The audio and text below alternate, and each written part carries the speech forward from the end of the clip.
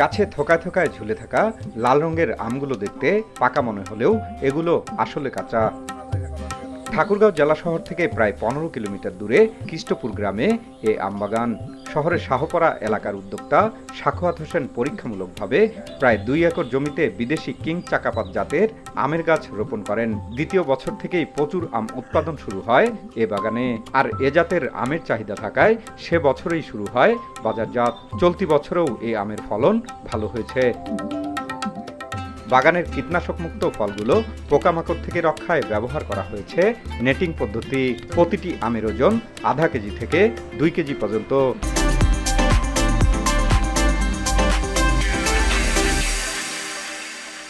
ঠাকুরগাঁয়ে আমাদের একটা অনেক আবহাওয়ার অনুকূল একটি এলাকা। এখানে আম উৎপাদন আমরা সবসময় একটু লেট যে ভ্যারাইটি আমগুলো সেগুলো একটু আবাদ করার চেষ্টা করি, কারণ দেশের অন্যান্য জায়গার তুলনায় এখানে লেটে আম পাওয়া যায়। তো সেটারই প্রেক্ষাপটে আসলে এই কিং অফ চাকাপাত আমটি করার চেষ্টা করি, কারণ এটা একটু লেট ভ্যারাইটি আম। এটার আরেকটা বৈশিষ্ট্য হলো যে এটার সংরক্ষণ সময়টা একটু দীর্ঘ, এটা এক্সপোর্ট কোয়ালিটি একটি আম।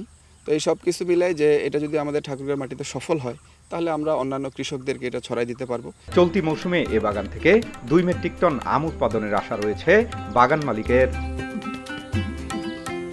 জিয়াউর রহমান বকুল, সময় সংবাদ, ঠাকুরগাঁও।